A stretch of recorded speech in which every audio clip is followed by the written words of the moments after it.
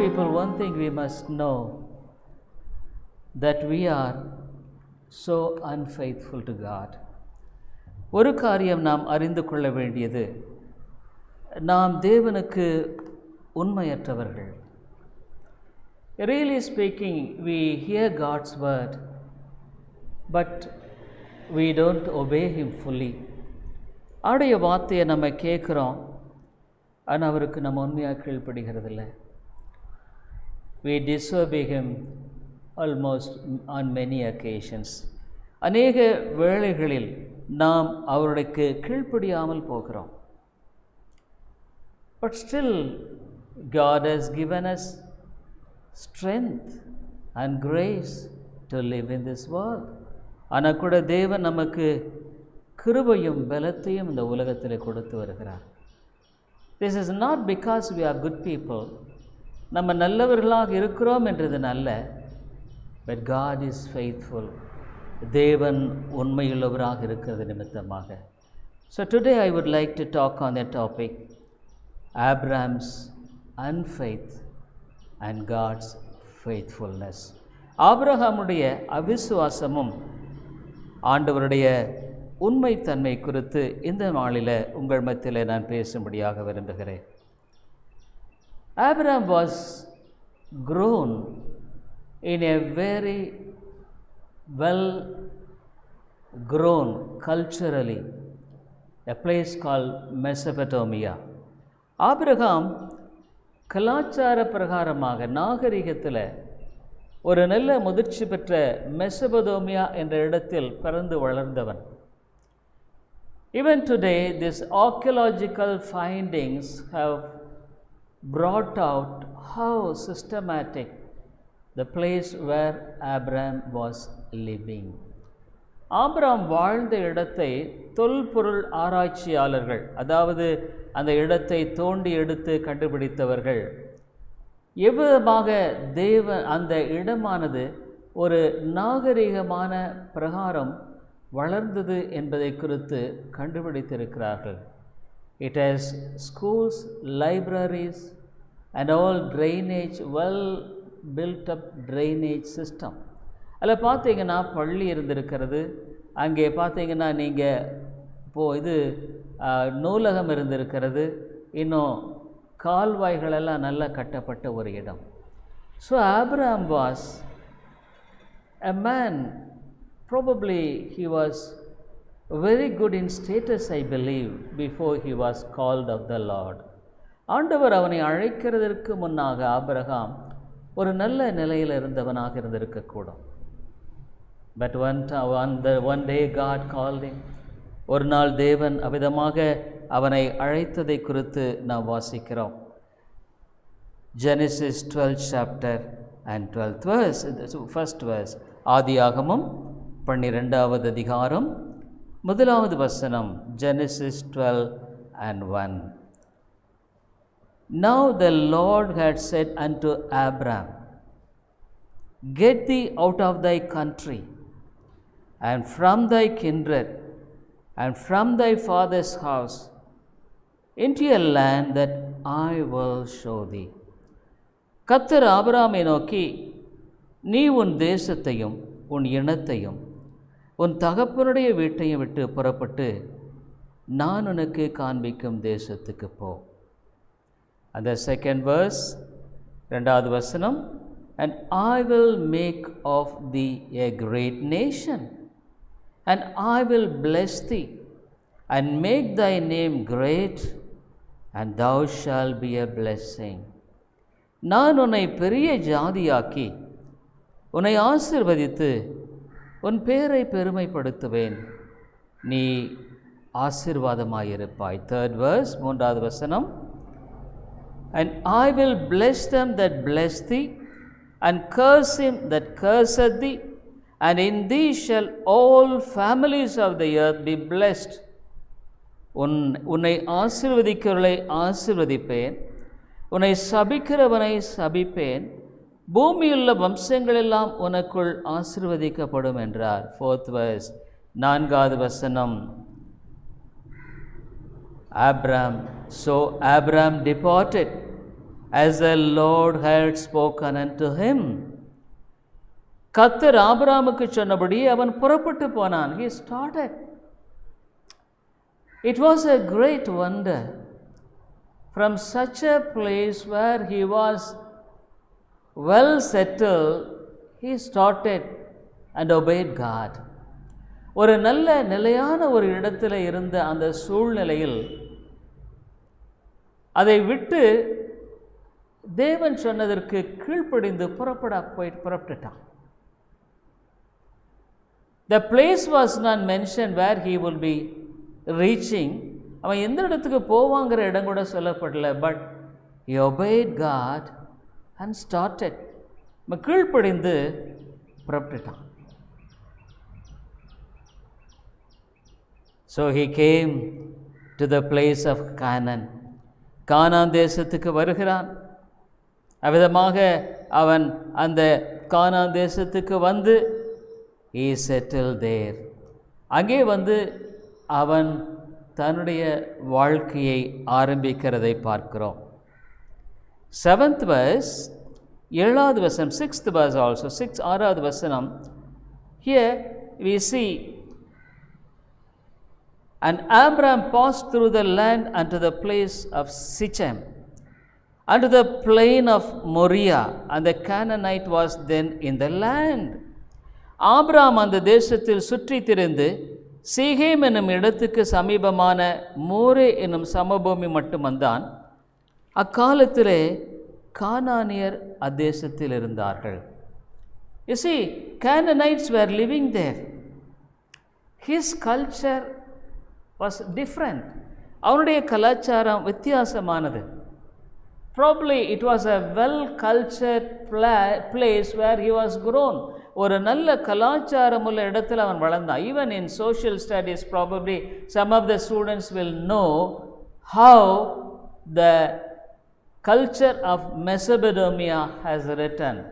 Social studies, சமூகவியல் படிக்கிறவர்களுக்கு தெரியும், இந்த மெசபடோமியா என்ற இடத்துல அந்த நல்ல கலாச்சாரத்தை குறித்து சொல்லப்பட்டிருக்கிறதை நான் வாசிக்கிறோம். Probably Canaanites were there, and I'm sure for Abraham it would have been a shocking. அந்த இடத்துல வந்த பொழுது கானானியர்களை பார்த்த பொழுது ஆபிரகாமுக்கு ஒரு பெரிய ஒரு அதிர்ச்சியாக இருந்திருக்கக்கூடும். Because it was completely a different culture.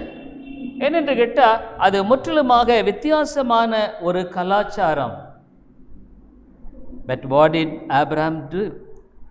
Abraham என்ன செய்தான்? We see 7th verse, 7வது வசனத்தில், and the Lord appeared unto Abraham and said, unto thy seed will I give this land. And there builded he an altar unto the Lord who appeared unto him. கர்த்தர் ஆபிரகாமுக்கு தரிசனமாகி உன் சந்ததிக்கு இந்த தேசத்தை கொடுப்பேன் என்றார். அப்பொழுது அவன் தனக்கு தரிசனமான கர்த்தருக்கு அங்கே ஒரு பலிபீடத்தை கட்டினான். So after that 9th verse, 9வது வசனத்தில் பார்க்கிறோம், and Abraham journeyed going on still towards the south. அதன் பின்பு ஆபிரகாம் புறப்பட்டு தெற்கே பிரயாணம் பண்ணி கொண்டு போனார்.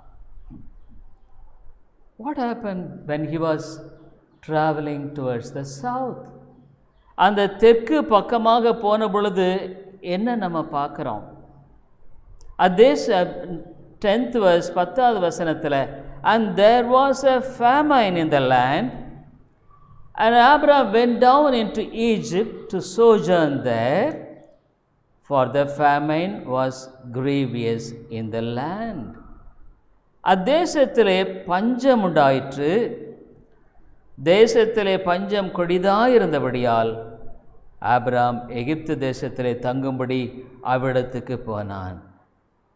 Suddenly he met with a famine which was severe. பயங்கரமாக அந்த இடத்துல ஒரு பஞ்சம் நேரிடுகிறதை பார்க்கிறோம்.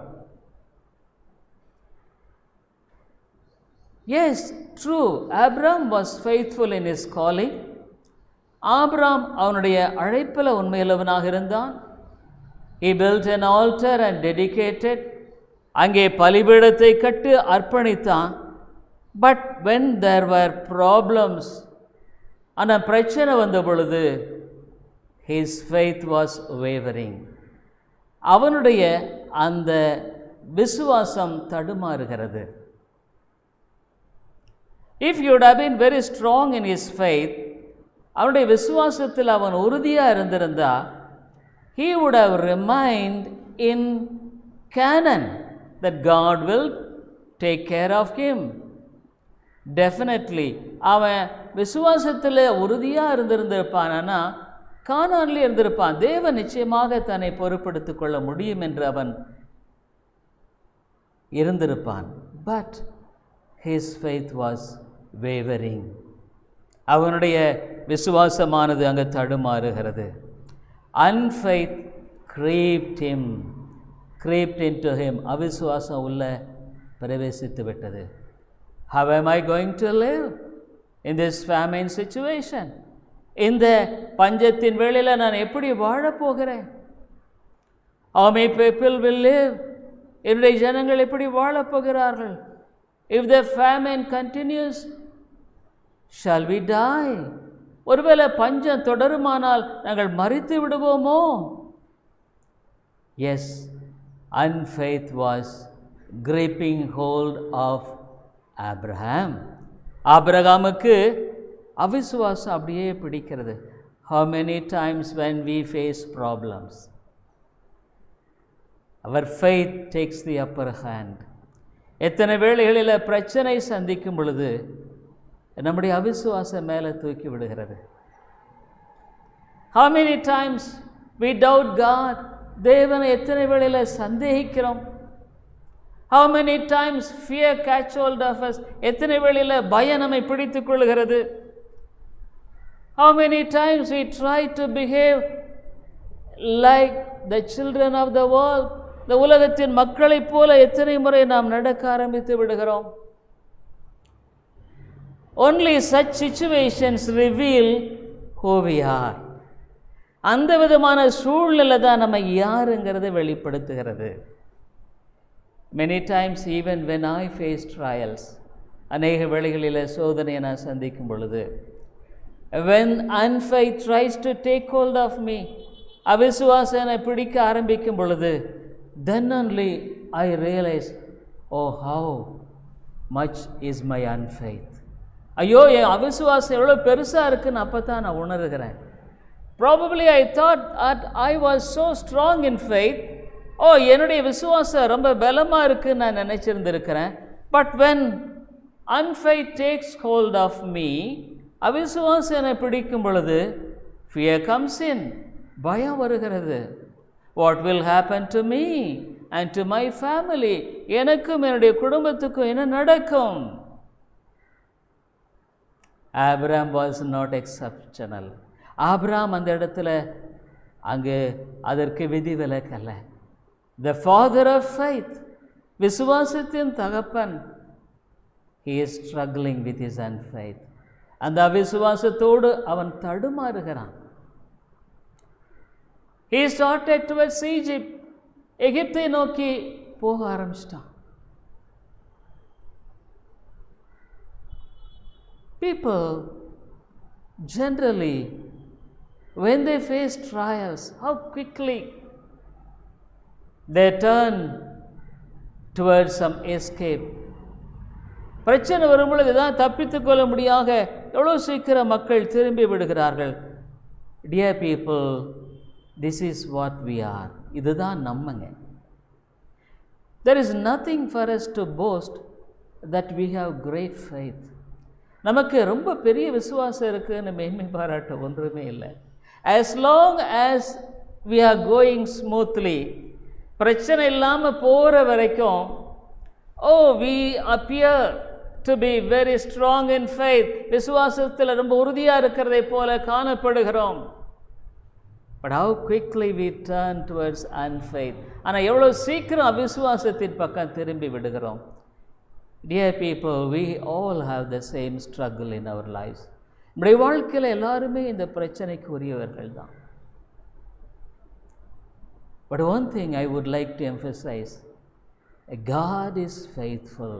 even though we are unfaithful. நம்ம உண்மையில்லாதவர்களாக இருந்தாலும் ஆண்டவர் உண்மையுள்ளவராக இருக்கிறார். That is the only thing that we are alive today. அந்த ஒரு காரியத்தினால தான் நம்ம இன்னைக்கு வரைக்கும் உயிரோடு இருக்கிறோங்க. Otherwise we would have been perished long back. இல்லைன்னா ரொம்ப நாளத்துக்கு முன்னாலே நம்ம அழிஞ்சு போயிருப்போம். Only thing, God is faithful because even though we are not faithful, நம்ம உண்மையாக இல்லைன்னாலும் கர்த்தர் உண்மையுள்ளவராக இருக்கிறார். That's why we read in, you see, இங்கே நம்ம பார்க்குறோம் 2 Timothy 2nd chapter, 2 தீமோத்தேயு 2வது அதிகாரம் 13th verse, 2 தீமோத்தேயு 2:13 நம்ம வாசிக்கிறோம், if he believe not, yet he abideth faithful, he cannot deny himself. நாம் உண்மை இல்லாதவர்களாக இருந்தாலும் அவர் உண்மையுள்ளவராக இருக்கிறார். அவர் தம்மைத்தாம் மறுதலிக்க மாட்டார். He will never deny himself. Dear people, we must always know and understand that it is God's faithfulness that keeps us alive until this time. இந்த நேரம் வரைக்கும் நம்ம உயிரோடு இருக்கிறதுக்கு காரணம் ஆண்டவருடைய மாறாத உண்மை தன்மை. He is so patient with us. நம்மகிட்ட அவர் ரொம்ப பொறுமையுள்ளவராக இருக்கிறார். There is nothing to boast in us. நம்ம மேன்மை பாராட்ட நம்மிடத்துல ஒன்றுமே கிடையாதுங்க. But how many times we are very proud of our religion. ஆனால் எத்தனை சமயங்களில் நம்முடைய பக்தியை குறித்து நம்ம ரொம்ப பெருமையாக நினைக்கிறோம். Oh, I am better than this brother or sister. இந்த சகோதரனை விட அந்த சகோதரியை விட நான் பரவாயில்லை. Dear people, we must know and understand that it is God's grace that keeps us safe in this world.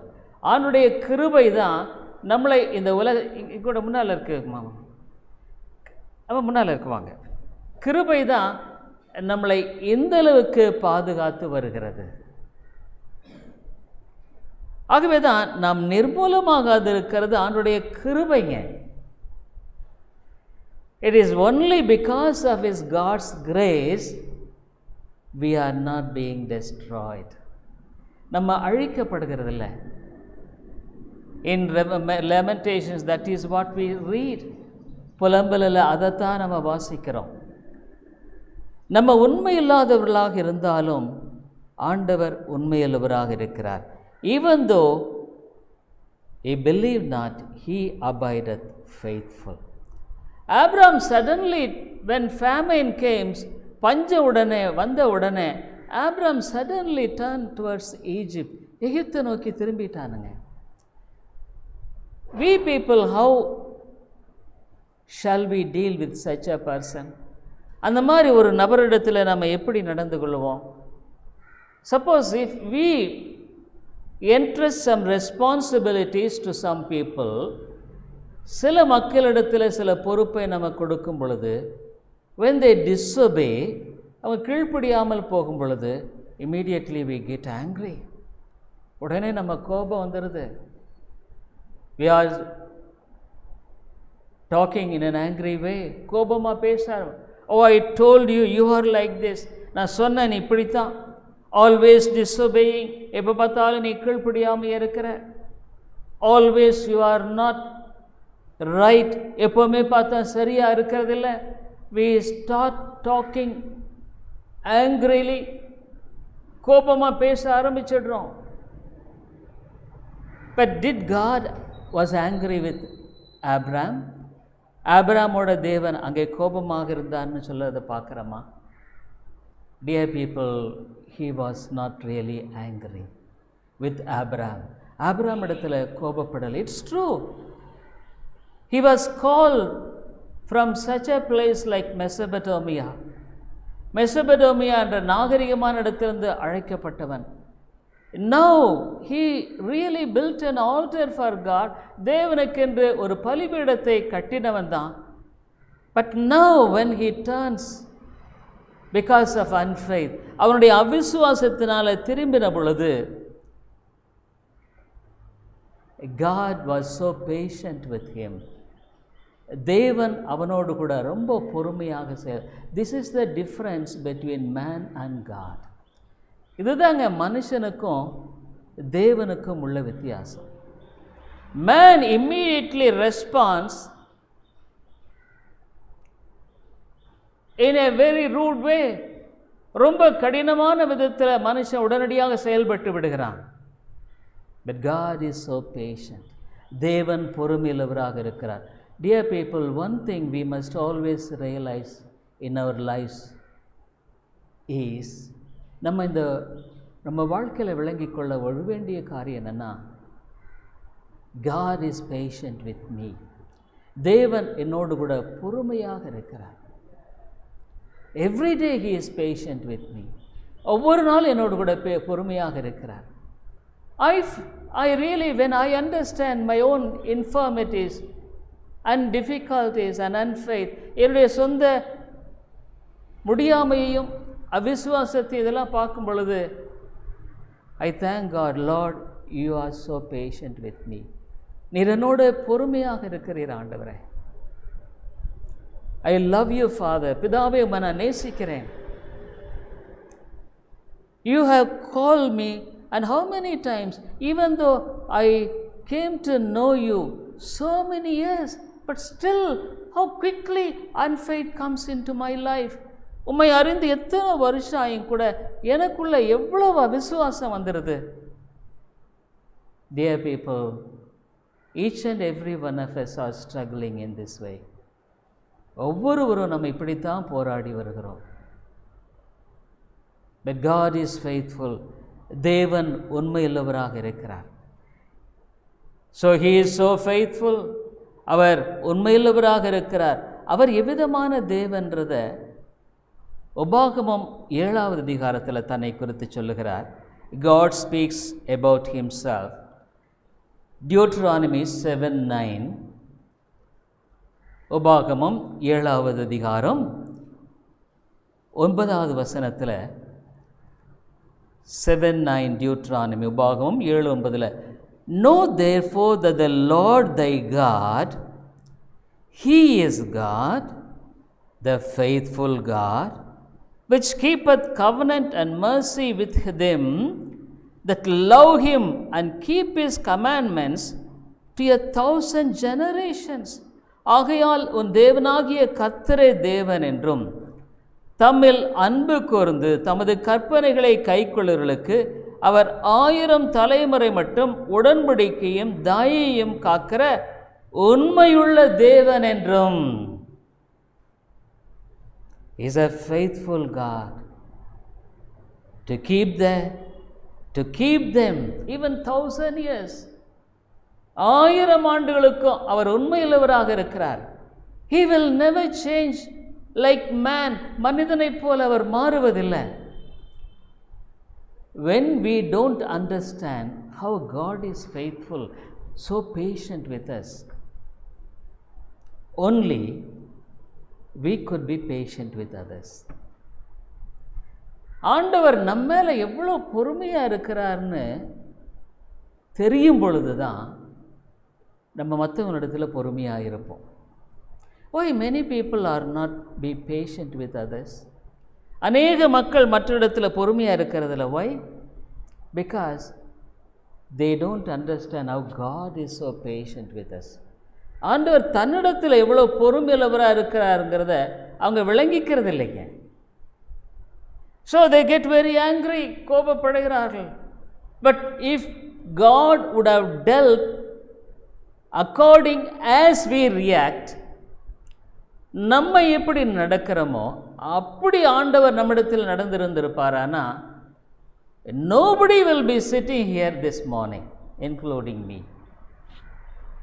இந்த காலையில் என்னைய சேர்த்து யாருமே இந்த இடத்துல நம்ம உட்கார்ந்து இருக்க மாட்டேங்க.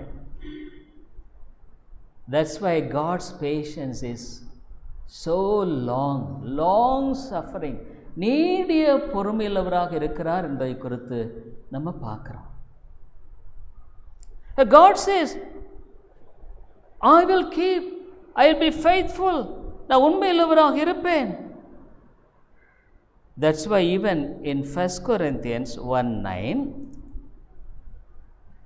1 கொரிந்தியர் 1:9 ஆண்டவர் என்ன சொல்லியிருக்காரு பாருங்களேன். 1 Corinthians 1:9, God is faithful, by whom ye were called unto the fellowship of his Son, Jesus Christ our Lord. தம்முடைய குமாரனும் நம்முடைய கர்த்தருமாய் இருக்கிற இயேசு கிறிஸ்துவுடனே ஐக்கியமாயிருப்பதற்கு உங்களை அழைத்த தேவன் உண்மையுள்ளவர். God is faithful who called you. உன்னை அழைத்தவர் உண்மையுள்ளவர். He will never leave you nor forsake you. Bible says, நான் உன்னை கைவிடுவதுமில்லை, உன்னை விட்டு விலகுவதுமில்லை.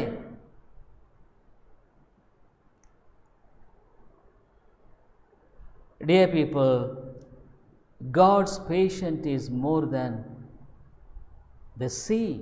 ஆண்டுடைய பொறுமை கடலை விட அதிகங்க. Some of us rebels. So many years we hear God's word, but we are still rebelling. எத்தனையோ வருஷம் ஆண்டுடைய வார்த்தை கேட்குறோம், ஆனால் கூட நம்ம கலகமாக தான் இருக்கிறோம் இல்லைங்க. Truly speaking, we rebel. நம்ம கலகம் பண்ணுறோம். All of a sudden our old nature comes up. திடீர்னு பார்த்தா நம்முடைய பழைய சுபாவம் அப்படியே வந்துடுது. We show our own self, an old man. நம்முடைய பழைய மனுஷன் சுயத்தை அப்படியே காட்ட ஆரம்பிச்சிடுறோம். It bursts out. அது வெடிக்கிறது.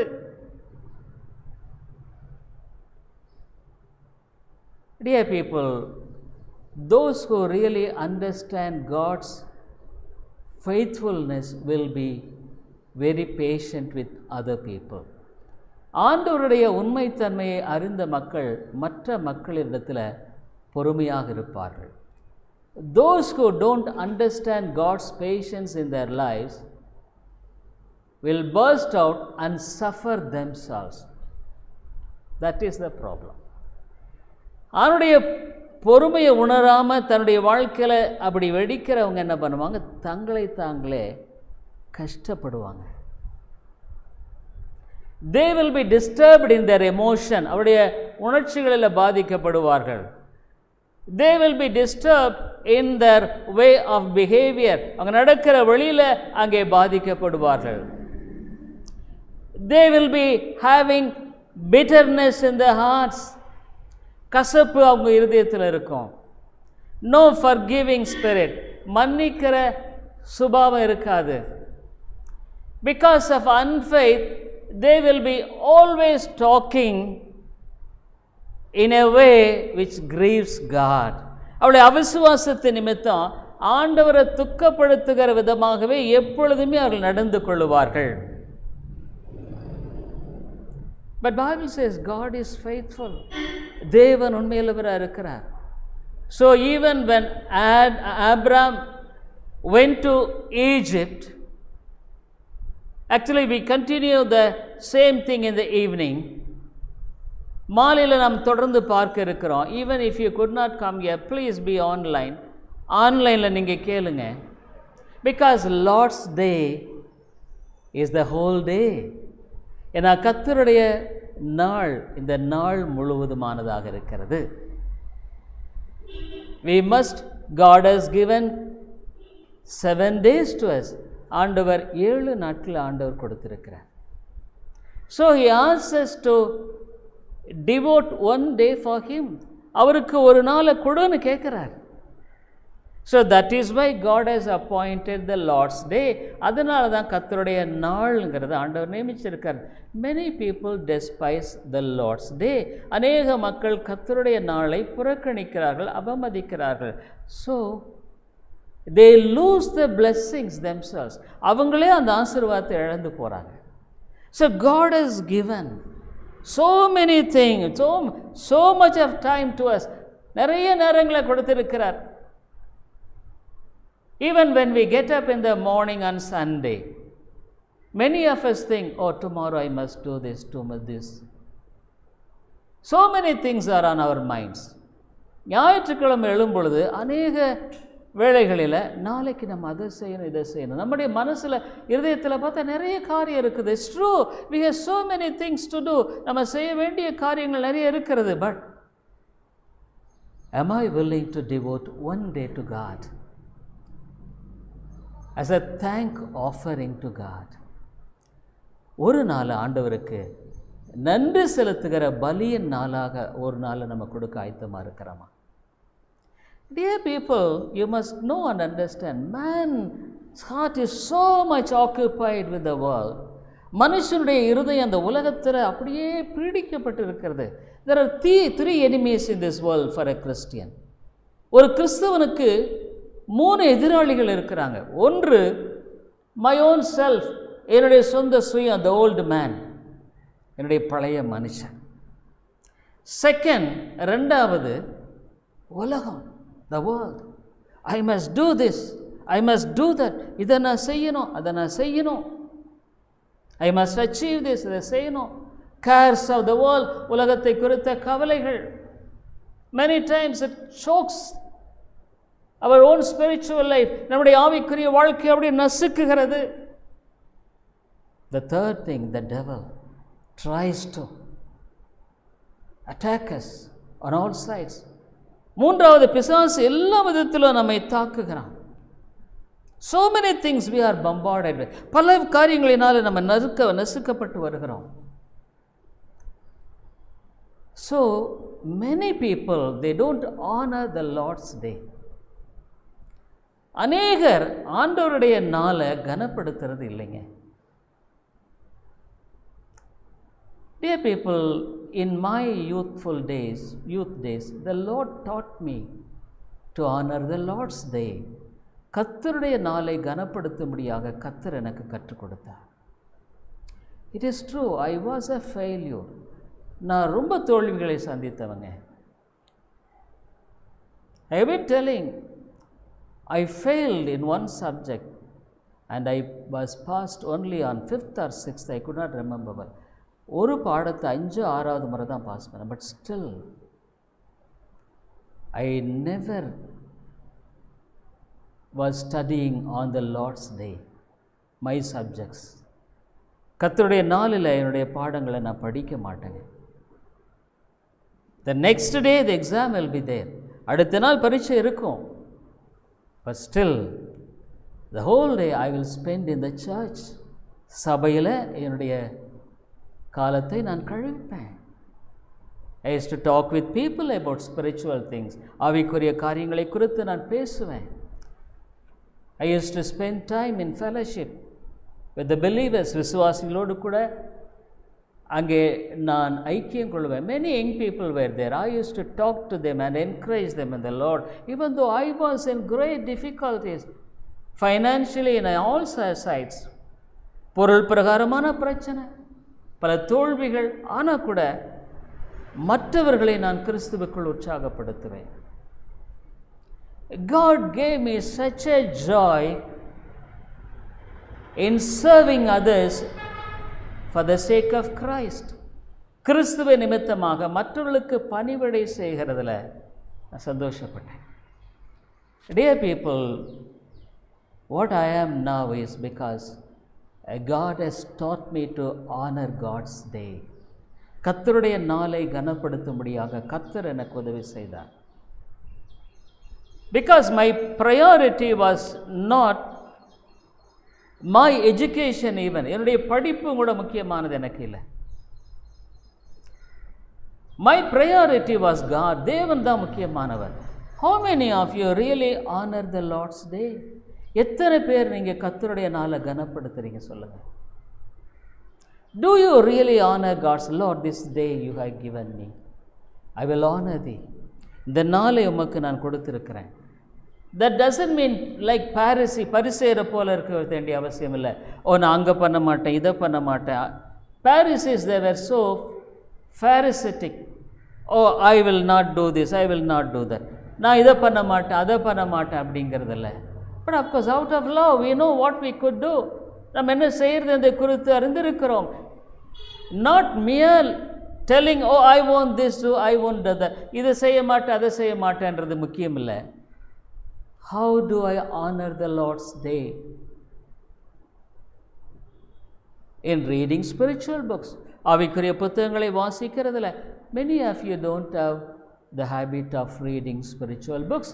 உங்களில் அநேகர் ஆவிக்குரிய புத்தகங்களை நீங்கள் வாசிக்கிறதில்லை. We have produced a wonderful book about 10 commandments. 10 கட்டளைகளை குறித்த ஒரு அருமையான புத்தகத்தை நம்ம இங்கே வச்சிருக்கிறோம். நீங்கள் இல்லைன்னா தேசத்தை வாங்கிட்டு போய் படிங்க. How many parents really have a concern for the spiritual welfare of their children? சொல்லு. எத்தனை பெற்றோர்கள் தங்களுடைய பிள்ளைகளுடைய ஆவிக்குரிய காரியங்களை குறித்த அந்த நலத்தை குறித்து எண்ணி பார்க்கிறார்கள்? Dear people, you may think that these are all not important. இவைகளெல்லாம் உண்மை இல்லைன்னு நீங்கள் நினைக்கலாம். These days we don't have a Sunday school. இந்த நாட்களில் Sunday school இல்லை. But you parents, are you really having a concern for your children, to teach them and to pray for them? உங்கள் பிள்ளைகளுக்காக அவங்களுக்கு போதிக்கிறதுக்கு, அவளுக்காக ஜெபிக்கிறதுக்காக நீங்கள் உங்களுடைய வாழ்க்கையில் நீங்கள் அக்கறை கொண்டு வாழுகிறீர்களா? God sees these things. God was seeing in Abraham. ஆபிரகாமுடைய வாழ்க்கையில் Job was like that. யோப் அப்படி இருந்தார். Dear people, when you honor God, நீ கர்த்தரை கனப்படுத்தி பார். God will honor you. கர்த்தர் உன்னை கனப்படுத்துவார். That's what God taught me in my life. என்னுடைய வாழ்க்கையில் கர்த்தர் அதை தான் கற்றுக் கொடுத்தார். Many people, they will attend the morning service. கால ஆராதனை கலந்து கொள்வார். The rest of the days they will spend it for the world. அந்த முழு மீதி நாளெல்லாம் உலகத்துக்காக செலவு பண்ணுவாங்க. So is it legitimate? Lord, you bless me, you ask. ஆண்டவரே நீ ஆசீர்வதின்னு கேட்குறீங்க. But is it? Do you have a legitimate expectation when you don't obey God? ஆண்டவருக்கு நீ கீழ்ப்படியாமது பொழுது ஆண்டவர் உன் ஆசீர்வதிக்குன்னு எதிர்பார்க்கிறேன். I don't say God is so patient with us, dear people. ஆண்டவர் நம்முடைய வாழ்க்கையில் ரொம்ப பொறுமையாக இருக்கிறார். That is the only thing. In many ways, we are not being blessed because we don't honor God. ஆண்டவரை நம்ம கனப்படுத்துறதில்லை. But God is faithful because He is so patient with us. ஆனால் ஆண்டவர் உண்மையுள்ளவராக இருக்கிறார், நம்மகிட்ட ரொம்ப பொறுமையாக இருக்கிறார். Even though we are unfaithful, God is faithful. நம்ம அவிசுவாசம் உள்ளவராக இருந்தால் கூட ஆண்டவர் உண்மையுள்ளவராக. Why? He is not punishing us immediately. நம்ம உடனடியாக நம்மளை தண்டிக்க மாட்டேங்கிறார். He waits for you and me. உனக்காக எனக்காக இன்னும் அவர் பொறுத்து கொண்டே இருக்கிறார். You must know that God has got a purpose in this world in creating you. உன்னை ஆண்டவர் உண்டாக்குனதுக்கு ஒரு நோக்கம் இருக்குதுங்க. You think you don't have a purpose in your life on your own. That's a very pity. உன் வாழ்க்கைக்கு உனக்கே ஒரு நோக்கம் இல்லைங்கிறது அது வருத்தமான ஒரு காரியம்தான். Can you say, I have a purpose in my life to fulfill? நான் நிறைவேற்ற வந்த ஒரு முக்கியமான ஒரு காரியம். Some of you may think, I have a purpose to build a house. ஒருவேளை நீங்கள் சொல்ல என்னுடைய வீட்டை கட்டணும். I must earn so much of money. பணத்தை நிறைய கட்டணும். Probably you may have some purposes. In the world, what is the use of all those things? அவைகளெல்லாம் என்ன பிரயோஜனம் நீங்கள் நினைக்கிறீங்க? Only one rule which always teaches me. Seek ye first the kingdom of God and His righteousness. அவருடைய நீதியை தேவனுடைய ராஜ்யத்தை முதலாவது தேடுங்கள். Dear people, I am a man of very haste. நான் ரொம்ப அவசரப்படுற ஒரு ஆளுங்க. ஐ met many failures. God even now makes me to fail in many ways. என் வாழ்க்கையில் எவ்வளோ காரியங்களை தோற்று போயிருக்கிறேன். இப்போது எத்தனையோ காரியங்களை தோற்று போகிறேன். வாய்? ஏன்? It's good for me. எனக்கு இது நல்லது. I don't regret. நான் அதை பற்றி வருத்தப்படுவதில்லை. Lord, it's good for me. எனக்கு இது நல்லது. Learn to God, honor God's day, dear people. ஆண்டவருடைய நாளை கனப்ப. So God has got a plan for you. உனக்குன்னு தேவன் ஒரு திட்டத்தை வச்சிருக்கிறார். But you run away from the plan of God always. நீ ஆண்டவருடைய திட்டத்திலிருந்து எப்பொழுது விலகி போய் கொண்டு இருக்கிறாய். But God is expecting you to turn. ஆனால் திரும்பி வர ஆண்டவர் எதிர்பார்த்துட்டு இருக்கிறார். Abraham after a setback he was turning. அங்கே எகிப்தில் பிரச்சனை எல்லாம் வந்த பின்னால் திரும்பி வருகிறான். So God started again molding him. அவரை உருவாக்குற தொடர்ந்து செயல்படுகிறார். But some of you always remain in Egypt. உங்களில் சிலர் எகிப்தில் தான் எப்போவுமே இருக்கிறீங்க. What is Egypt? எகிப்துனா the world, உலகம். The cares of the world, உலகத்தின் கவலை. So many things. Dear people, because we are not right, my family suffers. நான் சரியா இல்லாத போது நம்முடைய குடும்பம் பாதிக்கப்படுகிறது. What God says in Jeremiah 29:11, எரேமியா 29:11 ஆண்டவர் என்ன சொல்றாரு? Jeremiah 29:11,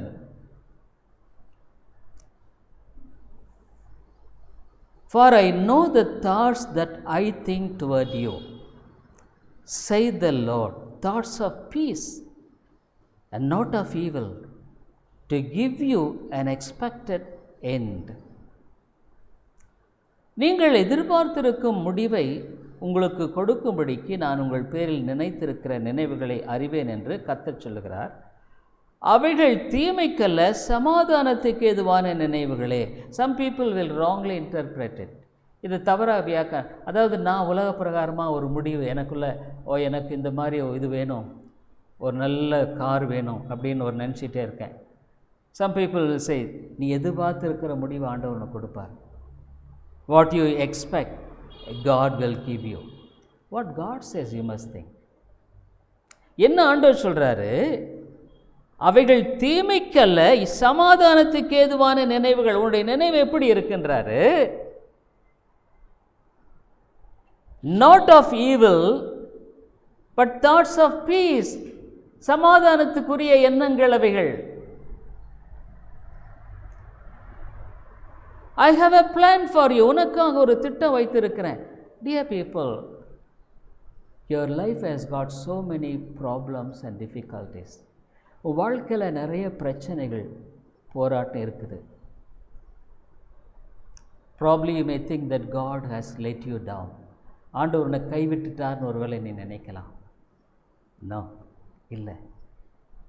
God wants you to repent in this situation. நீ மனம் திரும்பணும்னு ஆண்டவர் இந்த சூழ்நிலை விரும்புகிறார். You try so many things and you are a failure. அநேக காரியங்களை முயற்சிக்கிற தோல்வியை சந்தித்து கொண்டிருக்கிறாய். You don't have faith to accept the failures as positive. அந்த தோல்வியை நேர்மறையாக எடுத்துக்கொள்கிற அளவுக்கு உனக்கு மனப்பக்குவம் இல்லை. You are dejected. நீ சோர்ந்து போகிற.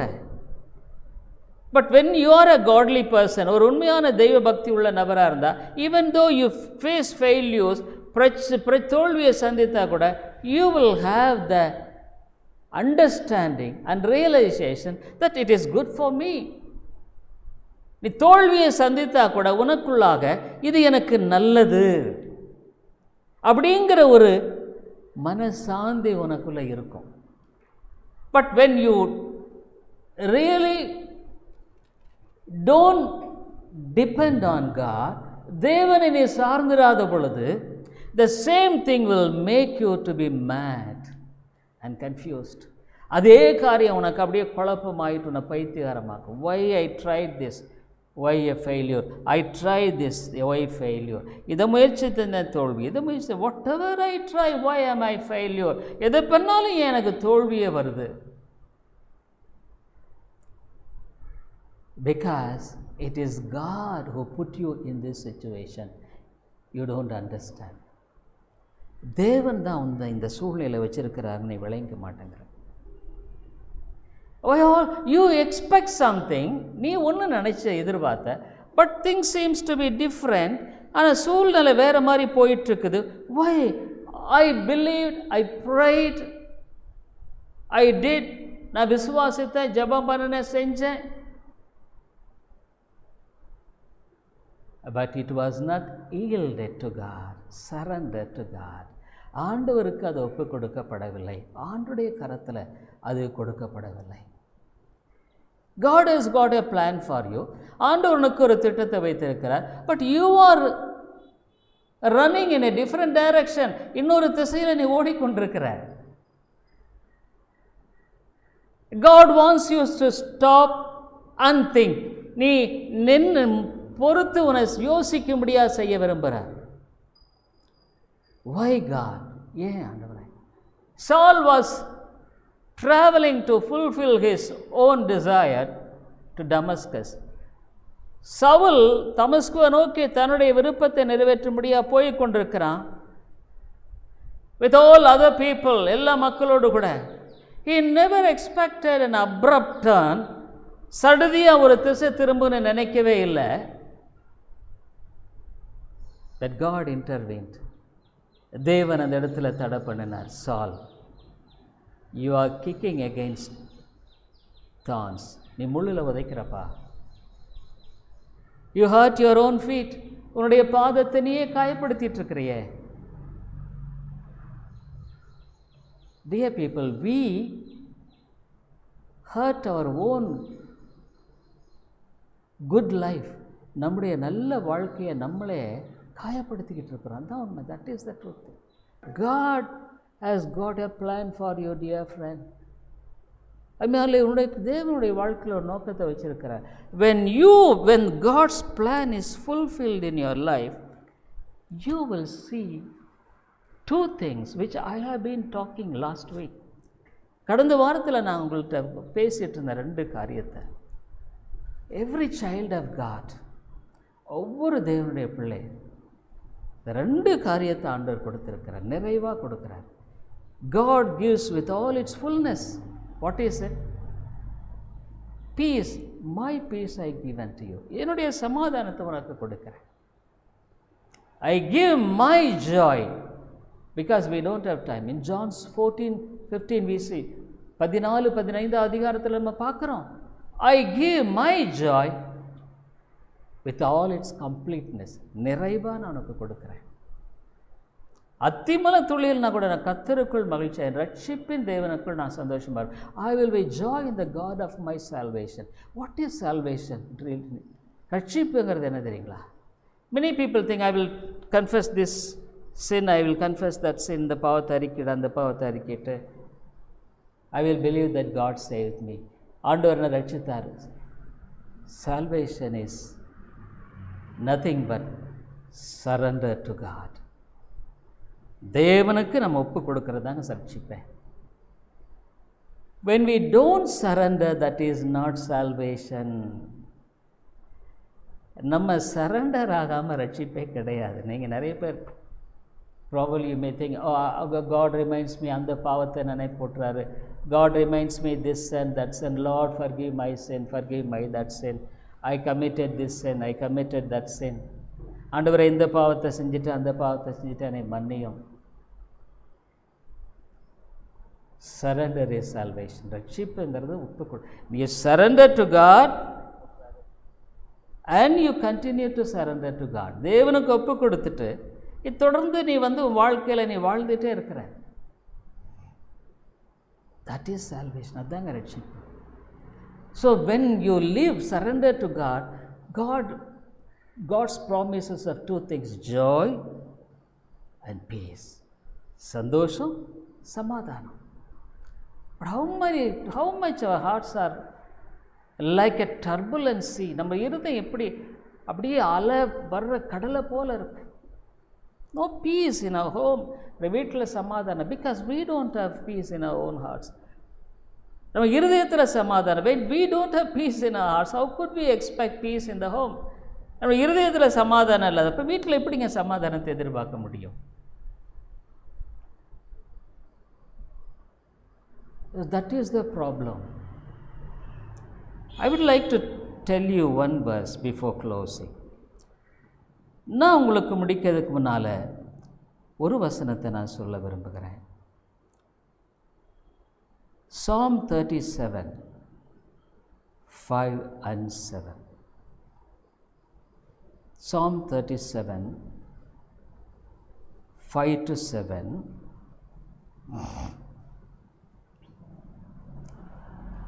சங்கீதம் 37, 5 - 7 முடிய. உன் வழியை கர்த்தருக்கு ஒப்புவித்து அவர் மேல் நம்பிக்கையாயிரு, அவரே காரியத்தை வாய்க்க பண்ணுவார். Commit thy way unto the Lord, trust also in him, and he shall bring it to pass. Commit thy way unto the Lord. உன் வழியை கர்த்தருக்கு ஒப்புவிப்பா. You try to handle yourself. நீ என்ன பண்ணுற? இந்த காரியத்தை நீயே கையாள பார்க்குற. whatever may be the problem, எது பிரச்சனையாக இருந்தாலும் சரி, handle it to God. தேவனிடத்தில் நிறைய சமயங்கள் அப்படி தான் செய்கிறேங்க. I do the same thing. Dear people, when you see the world is in great turmoil, உலகமே அப்படியே அலமோதிட்டு இருக்குது. Those who have money, do you think that they are happy and joyful people? பணம் இருக்கிறவங்களுக்கு ரொம்ப சந்தோஷமாக சமாதானமாக இருக்குன்னு நினைக்கிறீங்களா? Sometimes in the YouTube we could see such a great mansion, so beautiful a house. சில சமயம் யூடியூப்லாம் பார்த்தா பெரிய வீடு அவ்வளோ பார்த்தா அழகாக இருக்குது. But do you think that place will give you peace? அந்த இடம் உனக்கு சமாதானம்? Tell you, dear people, how many rich people, they don't have peace. They could not sleep even. தூங்க கூட முடியறதில்லை. You always want to carry the burdens on you. That is the big problem. என்ன பிரச்சனைனா, பாரம் எதுவாக இருந்தாலும் நீ எப்போவுமே நீயே சுமக்க பார்க்குற. But God says, all ye heavy laden, come unto me. வருத்தப்பட்டு பாரம் சுமக்கிறவர்களே, பாரம் சுமக்கிறதோட வருத்தப்பட்டு தான் நம்ம சுமக்கிறோம். Every burden is so heavy to us. Every problem, ஒவ்வொரு பிரச்சனை, இந்த பிரச்சனை போனால் அடுத்த பிரச்சனை. This problem is gone, next problem is come. This is life. இதுதான் வாழ்க்கை. We can't escape from problems. பிரச்சனையிலிருந்து நம்ம தப்பி வைக்க முடியாதுங்க. You see this corona days, ஐயோ, ரியலி ஹார்ட் பிரேக்ஸ். இருதயம் உடைக்கிறது. ஹவு மெனி பீப்புள், எத்தனை ஜனங்க, how many families, how many children, they could not feet தம். எத்தனை குழந்தைகளுக்கு சரியாக ஆகாரம் கூட கொடுக்க முடியல. How much of people, no certainty, நிச்சயம் என்பதில்லை. The American president Trump is now suffering with corona. We know that. அமெரிக்காவில் ட்ரம்ப்பு கொரோனா, மிஸ்டர் ட்ரம்ப் கொரோனாவில் பாதிக்கப்பட்டார். He is in the hospital. We don't know what will happen. என்ன நடக்குன்னு தெரியும். Of course the best medicine could be given. சிறந்த மருந்துகளை கொடுக்கலாம். America is a place well developed in medical field. மருத்துவ ரீதியில் ரொம்ப but it is the country where most deaths are taking place these days. ஆனால் அந்த நாட்டில் தான் அதிகமான சாவு இப்போ நடந்துக்கிட்டு. Dear people, I tell you, a wise man is the one who cast all their cares upon him. அவர் அதான் சொன்னார், உங்கள் பாரங்களையெல்லாம் அவர் மேலே வைத்து விடுங்கள், அப்போ சமாதானம். I tell you, dear friend, many times I have seen so complicated, big thing or the smallest thing, I cast it on him. பெரிய காரியம் சின்ன காரியம் ஆண்டவர் உம்ம கரத்தில் கொடுத்துட்டான், அவ்வளோதான். I have seen how wonderfully God does it. எவ்வளோ அழகாக ஆண்டவர் செய்கிறார். I am free from all the burden, பிரச்சனை. So God calls you to commit your life to God. வாழ்க்கை ஆண்டவருக்கு ஒப்பு கொடு. Why you are always carrying all the burdens and telling oh I have so this problem, I have that problem, I have this problem, இன்னைக்கு இந்த பிரச்சனை அந்த பிரச்சனை அந்த பிரச்சனை அந்த. I tell you, if you really count all the problem, that will be innumerable. நீ பிரச்சனையெல்லாம் கணக்கிட்டு பார்த்தா கணக்கே இருக்காதுங்க. அதனால தான் ஆண்டவர் என்ன சொல்கிறாரு, commit thy way unto the Lord. உன் வழியை ஆண்டவருக்கு ஒப்பு வச்சிருப்பா, அதுதாங்க ரட்சிப்பேன். அதுதான் கிறிஸ்துவோடு நம்ம இருக்கிற வாழ்க்கையினுடைய ஒரு அழகான வாழ்க்கை. That is the beautiful life living in Christ. Or else you may say I am a Christian. நீ கிறிஸ்தவன் சொல்லலாம், ஐ லிவ் இன் கிரைஸ்ட்னு சொல்லலாம், கிறிஸ்துவ வாழ்கிறேன். But what about your problems? உன்னுடைய பிரச்சனை என்ன? Oh I take all my problems on my own shoulder. என் முதுகுலையே நான் சுமந்துக்கிட்டு இருக்கிறேங்க. You carry all your problems on your shoulder and you are crushed down. உன் பிரச்சனையெல்லாம் நீ சுமந்து நீ நசுக்கப்படுற. நோ பீஸ், நோ ஜாய், சந்தோஷம் இல்லை, சமாதானம் இல்லை. ஆண்டவர் சொல்கிறாரு, commit thy way unto the Lord, trust also in him and he shall bring it to pass. உன் வழியை ஒப்புவித்து அவர் மேல் நம்பிக்கை ஆயிரு. இதில் ஒரு பிரச்சனை. There is another problem. I commit it to God. நான் இடத்துல ஒப்பு கொடுத்துட்டேன். Again and go and take it and try to carry. அதை நான் திரும்ப என் மேலே வச்சுக்கிட்டே பார்க்குறேன். I mean, we don't have faith that God will deal. அது ஆண்டவர் பிரச்சனை தீர்ப்பார் நமக்கு நம்பிக்கை இல்லை. அதனால் we go back, Lord, I will try to handle this, carry this. நான் இந்த பாரத்து unfaith, அவிசுவாசம். What I do, Lord, I have unfaith even in regarding this problem. இந்த பிரச்சனையெல்லாம் எனக்கு ஆண்டவர் அவிசுவாசம் வருது, அதையும் உங்களுடைய கரத்தில் தான் ஒப்பு கொடுக்குறேன். I don't know how to deal with this. அதை என்ன தீர்க்கிறது எனக்கு தெரியாது. So I commit all the things unto hands. I try to do that. அதை கொடுக்க முயற்சிக்கிறேன். But you see, the human nature is so subtle. மனுஷனுடைய சுபாவம் ரொம்ப தந்திரம். You will commit and the next minute you will go there and you will think, oh, what will happen? அதே மாதிரி அந்தாண்ட போய் நினைப்ப என்ன நடக்கும்? I tell you, dear friend, if you learn to commit your life to God, ஆண்டவரிடத்தில் வாழ்க்கையை ஒப்பு கொடுக்க நீ காணப்பட்டா இது பிரச்சனை இருக்காது. There won't be problem. I don't know, many of you may not understand this what I say. அது சொல்கிறது எனக்கு உங்களில் ஒருவேளை நிறைய பேருக்கு புரியாமல் இருக்கலாம். I explain. Unless you commit yourself to God, ஆண்டவருக்கு நீ உன்னையே அர்ப்பணிக்கலைன்னா பாரத்தை அர்ப்பணிக்க நீ கற்றுக்க முடியாதுங்க. You can't learn. Because you don't commit yourself to God. உன்னை ஆண்டவரிடத்தில் அப்போ அர்ப்பணிக்கலை. ஆனால் என்ன பண்ணுற, இந்த பிரச்சனையை மாத்திர ஆண்டவர் எனக்கு தீர்த்து கொடும். This problem only Lord say deal with me. That is not salvation. ரட்சிப்பில்லை. When you commit your life to God, all the rest of the things you will learn to put on him.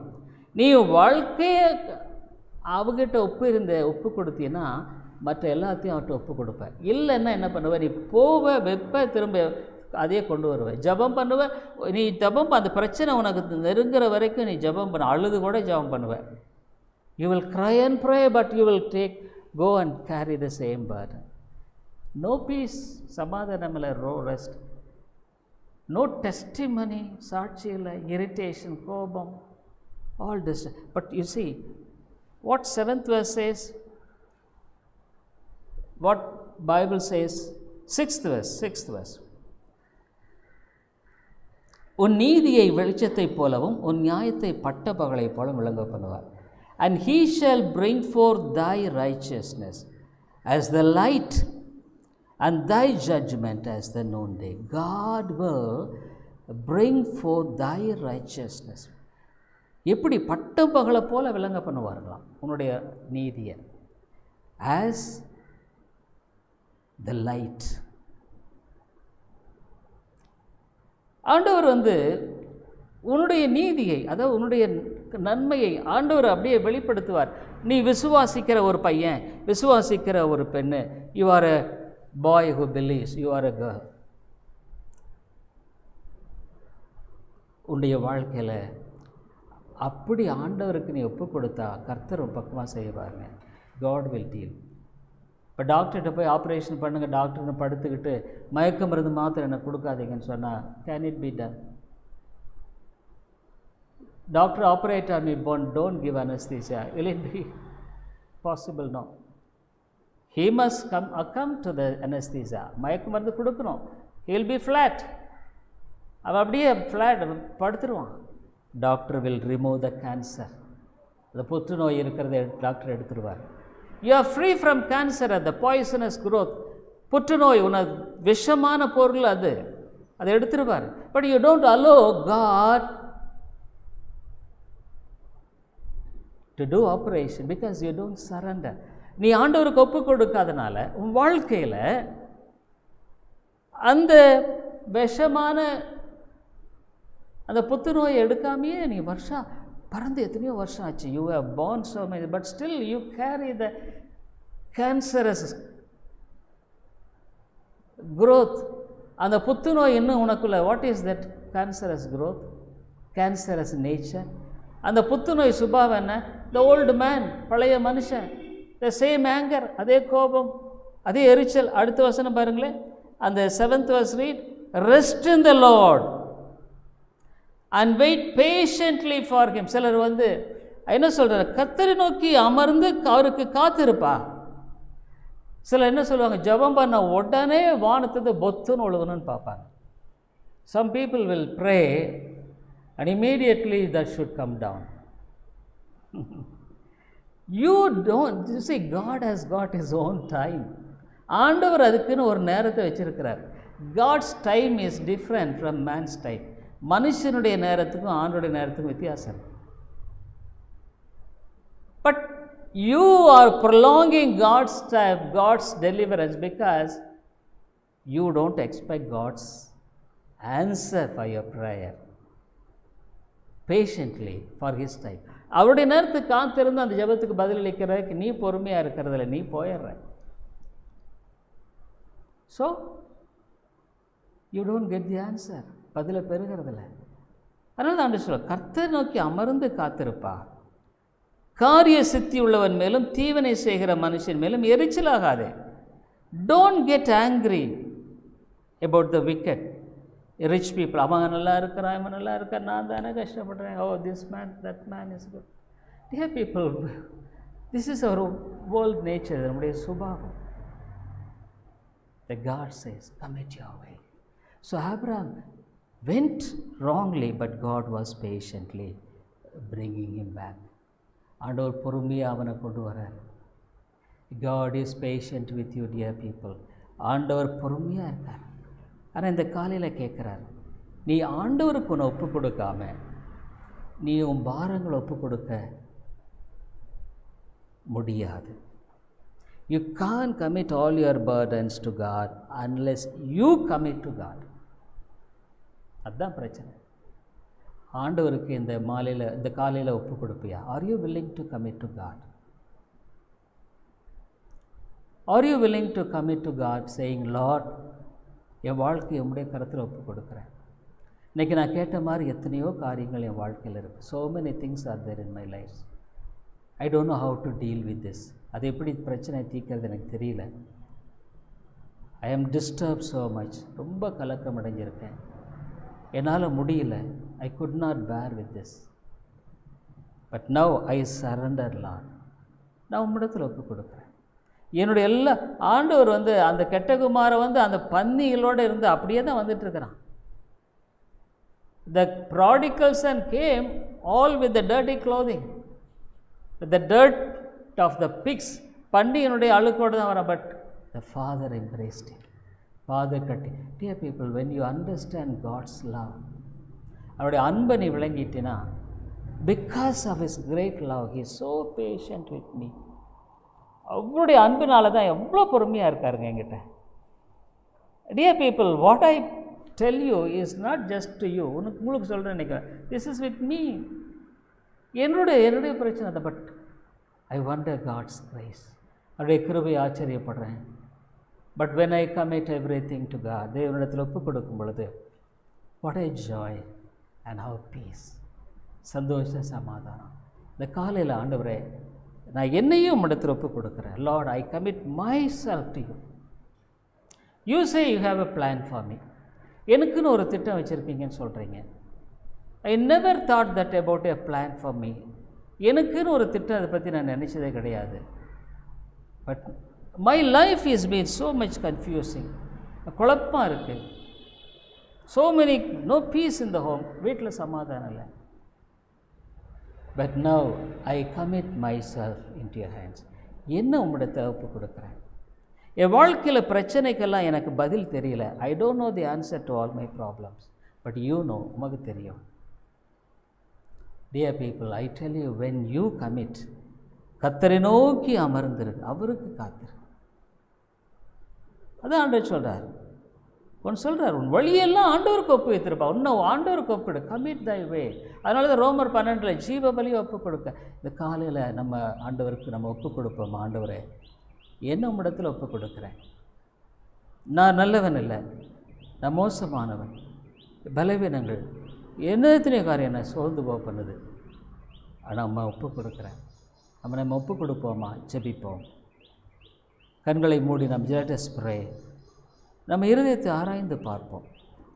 எவ்வளோ காலங்களில் நம்ம வாழ்க்கையில் எவ்வளோ பிரச்சனைகளால் அப்படியே துவண்டுகிட்டு இருக்கிறோம். இந்த உலகத்தில் பணம் பொருள் நமக்கு சமாதானத்தை கொடுக்க. அரசியல்வாதிகள்லாம் பார்த்தா தூக்கம் இல்லாமல் இன்றைக்கு உழன்று கொண்டிருக்கிற மன உளைச்சல். ஆனால் இந்த காலையில் நான் என்னையும் இடத்துல ஒப்பு கொடுக்குறேன். ஆண்டவரே, என் வாழ்க்கையில் நான் எவ்வளோ கோணலான ஒரு நிலையில் தான் ஆனால் நீங்கள் சொல்லியிருக்கீங்க, கோணலான விலையெல்லாம் நீங்கள் செம்மையாக்குறேன்னு சொல்கிறீங்க. I will straight the crooked way. எத்தனையோ காரியம் எனக்கு புரியல, குழப்பமாக இருக்குது, பயமாக இருக்குது, என்ன பண்ணுறது புரியல, இதை எப்படி பண்ணுறது எனக்கு தெரியல. ஆனால் இந்த ஆலயத்தில் இந்த காலையில் நான் என்னையே உம்மிடத்தில் ஒப்பு கொடுக்குறேன். என்னை நீர் ஏற்றுக்கொள்ளும். என்னிடத்தில் வருகிறவனை நான் புறம்பே தள்ளுவதில்லைன்னு சொல்லியிருக்கிறபடியா இந்த இயேசு பொய் சொல்லவே மாட்டார். நிச்சயமாக அப்படி உங்களிடத்தில் வருகிறவரை ஒவ்வொருவரையும் அவர் ஏற்றுக்கொள்வார். உன்னை நீ ஒப்பு கொடுத்துட்டீங்கன்னா உன் பிரச்சனையில் ஒப்பு கொடுக்கறது கஷ்டமில்லை. ஆனால் உன்னை ஒப்பு கொடுக்கல, நான் உன் பிரச்சனையில் ஒப்பு கொடுத்த மாதிரி ஜெபம் பண்ணுவேன். ஆனால் அடுத்த நிமிஷம் நீ அதே மாதிரி தான் வாழக்கூடிய அந்த சுபாவமும் தன்மையும் உன்னை போட்டு நசுக்கும். கிருபை நல்ல ஆண்டவரே, இந்த காலை வேளைக்காக நன்றி செலுத்துகிறோம்.